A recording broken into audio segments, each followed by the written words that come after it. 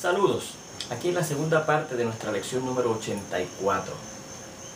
Bueno, vamos a ver aquí una cosa muy importante que tal vez usted no haya tenido un poco claro al hacer estas factorizaciones. ¿Por qué decimos que estas variables ya están factorizadas? Bueno, porque fíjese, esta x cuadrado, lo más que yo puedo hacer es decir que es x por x. Pero como yo la necesito, ¿verdad? Como yo necesito ver cuál es la potencia más alta a la cual está elevada, pues la dejamos escrita como x al cuadrado. ¿Ves? Y fíjense que cada una de estas x, como yo no conozco su valor, pues no puedo factorizarla. A lo mejor es un 6, ¿verdad? Recuerde que la x representa un número. A lo mejor es un 6 y entonces podría factorizarlo como 2 por 3. Pero como yo desconozco qué número está representando, pues no puedo factorizarlo más de lo que está, ¿ves? Y a lo mejor muchos estudiantes piensan que cuando ven esta factorización, que la factorización es 3 por x, está correcto, pero debo dejarla como x al cuadrado para después ver a cuál es la potencia más alta a la cual aparece elevada esa variable, ¿ves? Por eso es que en estos casos, cuando usted tiene una variable solita, piensa es como si fuera un número primo, ya no la puede factorizar más, ¿ves? Y la deja expresada con su exponente más alto. También fíjense que aquí aparecen algunas veces expresiones que no son monomios, son binomios, ¿ven? Y podría aparecer una que es un trinomio. Pues fíjense que yo no puedo factorizar esto más, ¿verdad? Fíjense que en un ejemplo en el caso de la multiplicación y división de fracciones algebraicas, vimos un caso de un binomio en donde yo podía sacar un factor común, ¿verdad? Un factor que estaba en los dos términos. Y al sacarlo entonces podía escribir ese factor por la suma de dos términos según la ley distributiva de la multiplicación sobre la suma de la izquierda, ¿ves? Pero fíjense que aquí ni siquiera eso, yo no puedo sacar ningún factor que esté en los dos, ¿ves? Para poderlo escribir como una multiplicación de algo por la suma de lo que quede, ¿ves? Así que por eso es que eso no se puede factorizar más, ¿ves? Así mismo ocurrió aquí. ¿Ves? En este caso, este binomio yo no podía factorizarlo más, ¿ves? Porque no había ningún factor que pareciera los dos que yo lo pudiera sacar para usando la ley distributiva de la izquierda, que da como una multiplicación, ¿ves? Y así con este tampoco se puede factorizar más. Y este, claro, que es este mismo, tampoco se puede factorizar, ¿ves? Así que fíjense que por eso es que usted las letras las deja, las variables las deja con su exponente como si ya fueran números primos elevados a unas potencias correspondientes. ¿Se fijan? Bueno, pues como hemos dicho, esta técnica de buscar el mínimo común múltiplo de entre varias expresiones algebraicas nos ayuda para entonces yo poder efectuar sumas de fracciones algebraicas. Vamos a ver ejemplos, especialmente cuando sean heterogéneas y poderlas cambiar a homogéneas. Así que ahora vamos a ver la suma y la resta de fracciones algebraicas, ¿verdad? Recuerden que ayer empezamos con la simplificación o reducción a términos menores de fracciones algebraicas. Después vimos la multiplicación y la división de fracciones algebraicas. Y ahora, después que hemos visto cómo buscar el mínimo común múltiplo de entre varias expresiones algebraicas, podemos ver la suma y la resta de fracciones algebraicas. Y vamos a ver enseguida ejemplos. Y claro, antes de comenzar a ver ejemplos, recuerde que para usted sumar y restar fracciones, es necesario que las fracciones tengan el mismo denominador, que sean fracciones homogéneas. Si no lo tienen, entonces hay que transformarlas a fracciones homogéneas, buscando el mínimo común múltiplo de entre los denominadores, y ese va a ser el denominador común que necesitamos. Mire este ejemplo, dice.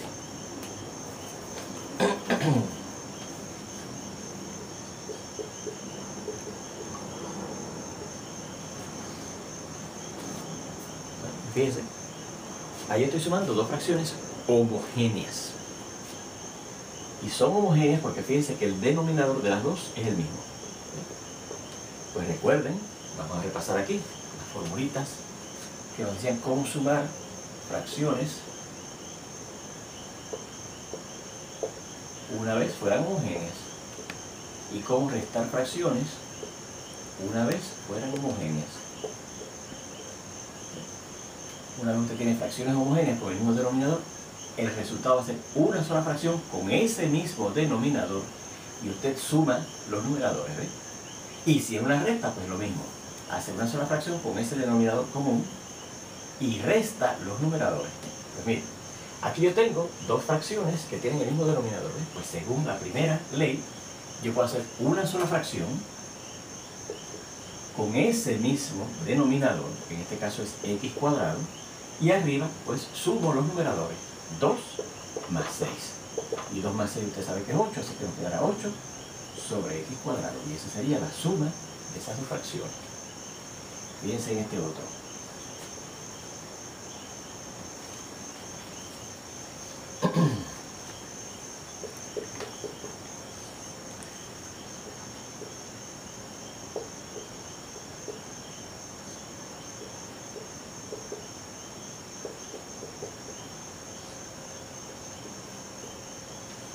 También fíjense que es una suma de fracciones homogéneas.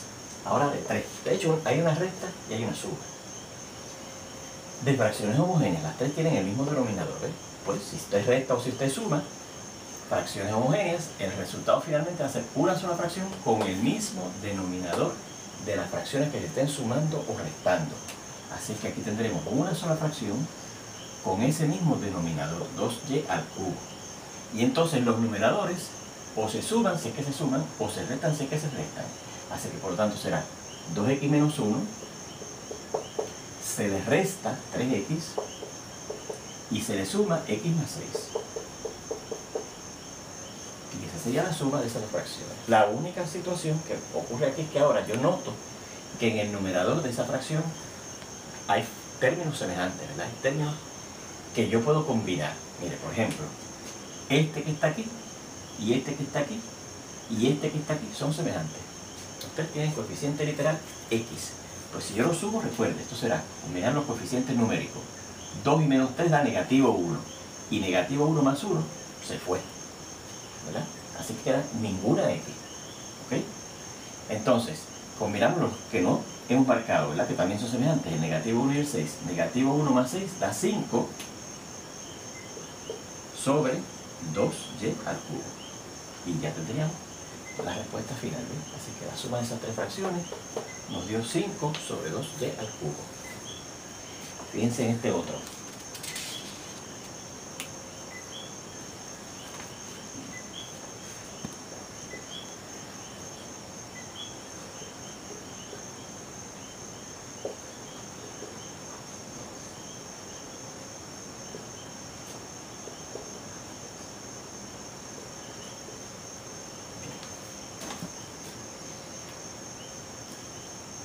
Nuevamente aquí tenemos dos restas de tres fracciones que son homogéneas, tienen el mismo denominador, ¿ves? Pues según el teorema, los teoremas estos que dicen cómo se suman y cómo se restan fracciones, una vez tenemos fracciones homogéneas, podemos hacer una sola fracción con ese mismo denominador común que tienen las fracciones homogéneas que estamos sumando o restando. Y arriba pues sumamos o restamos los numeradores. Pues aquí será a, y a ese a, que es el numerador de la primera fracción, yo le voy a restar el segundo numerador, y a eso le voy a restar el último numerador, ¿ves? Fíjese que aquí yo tuve cuidado de decir, voy a restar este numerador, ¿ves?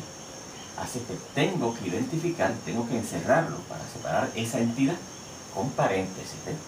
Porque muchos estudiantes ponen menos 2a más y, y no es el negativo de todo eso. Y cuando yo vaya a eliminar ese paréntesis, como estoy restando eso, es lo mismo que sumar el negativo de esto, y el negativo de una suma es la suma de los negativos, ¿ves? Así que vamos a ver lo que yo les quise decir con el error ese que cometen muchos estudiantes. Esto será entonces a. Y restar esto es lo mismo que sumar el negativo de esto. Pero el negativo de una suma es la suma de los negativos, así que es el negativo de 2a y el negativo de y. Y menos 5y. El error que yo les quiero decir que cometen muchos estudiantes, ¿verdad?, sobre el denominador común x y cuadrado es el siguiente, que ponen el a, entonces dicen, pues menos 2a y más y, y entonces cometen el error de que a la y no le cambian el signo, ¿ves? Por eso es que lo encerré aquí entre paréntesis, porque voy a restar todo ese numerador, y al ponerlo entre paréntesis, ese negativo, busco el negativo de cada uno de ellos, ¿ves? Porque el negativo de una suma, recuerde que probamos que es la suma de los negativos, ¿ves? Si no lo pone, pues puede ser que usted nada más le ponga el signo negativo al primero y al segundo lo deja sin cambiar el signo. Cuidado con eso, ¿ok? Así que esto será, bueno, nuevamente fíjense que quedan unos cuantos términos semejantes. Específicamente quedan estos dos y estos dos también son semejantes. Si a A yo le resto 2A da negativo 1A, ¿verdad? Porque el 2 es mayor que el 1 y al restar 2 menos 1 da 1A negativa. Y negativo 1 y negativo 5y, bueno, pues si yo sumo negativo 1 y negativo 5 va a dar negativo 6. Porque recuerde, cuando usted suma negativos, el resultado es negativo.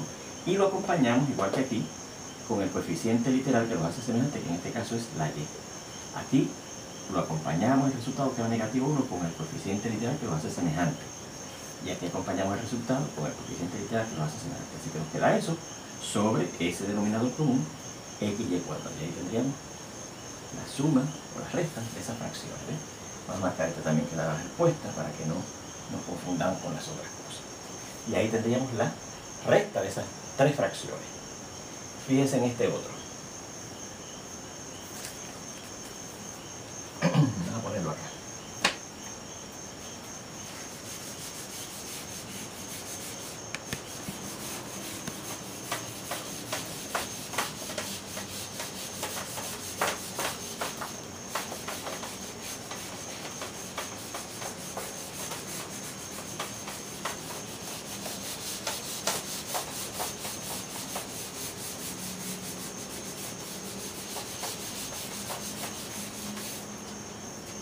Número 4.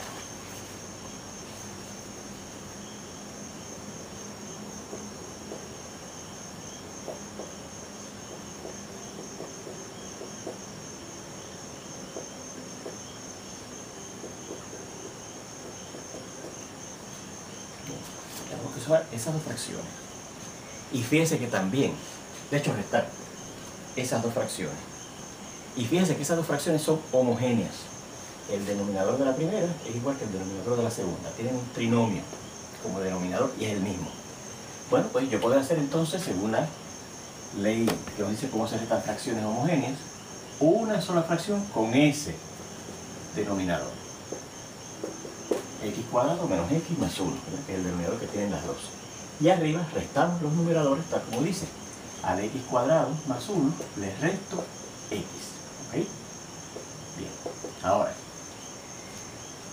fíjense que esta expresión que está arriba, yo puedo pensar que aquí estoy sumando x cuadrado más 1 más el negativo de x.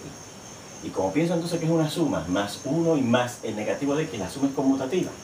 Así que podría reescribir esto de esta manera, x cuadrado, y aquí cambiar por la ley conmutativa, poner más menos x primero, que es lo mismo que restar x, ¿verdad? Más el negativo de x es lo mismo que restar x, y más el 1 sobre el denominador, que es eso, ¿verdad? Y al hacer eso, me doy cuenta enseguidita que el numerador me salió exactamente igual que el denominador, ¿se fijan? Por lo tanto, como lo que tengo aquí yo es la división de un número entre el mismo, recuerden que cuando usted divide números iguales, la respuesta es 1. Así que la combinación de esas dos fracciones nos dio 1. Bueno, pues ya hemos visto 4 ejemplos en esta lección de cómo sumar y restar fracciones homogéneas. Vamos a ver ahora, de hecho en la siguiente lección, cómo sumar y restar fracciones heterogéneas, fracciones que tengan diferentes denominadores. Nos vemos entonces.